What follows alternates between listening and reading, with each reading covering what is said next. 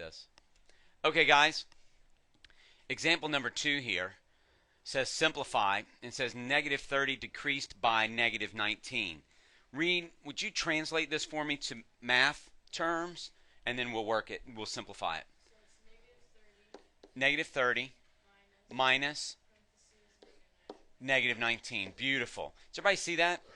This decreased is not the same as that minus. Those are two different things, right? If I just said negative 30 decreased by 19, then it would be negative 30 minus 19.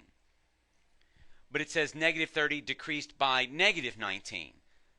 So I have to let this be the decreased and this be the negative for the 19. Let me see if I can get rid of that without losing. Okay, there we go. All right, good. Now, Reed, go ahead and simplify it for us. Do I have any housekeeping I need to take care of?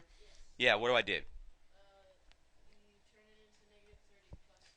Negative 30, and these two negatives together turn into a positive 19.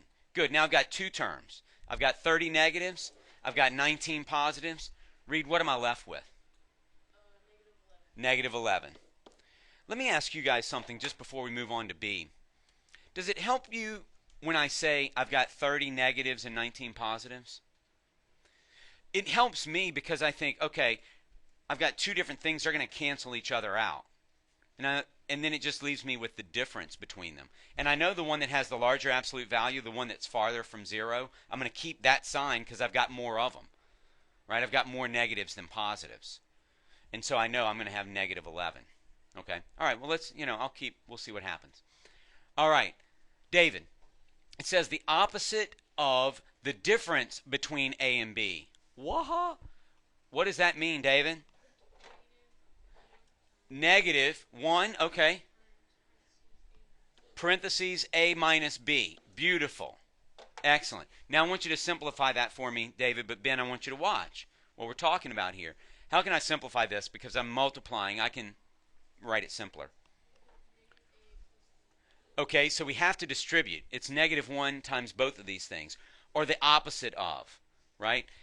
The opposite of the negative sign can also be read as the opposite of A minus B. But since there's a negative out here, that means there's a negative 1 out there. And so David's distributing. He said negative 1 times A is negative A. And then what, David? Okay, negative 1 times negative B is positive B. And both of those signs change. All right? Good job. Perfect. Any questions about that one? Jordan, what you got? Instead of saying negative 1, could you just say negative A minus B? No. I can't say negative A minus B. The reason is you change the sign of only one of them. But that negative gets distributed. Oh, I would say, no, I'd like to say the opposite of.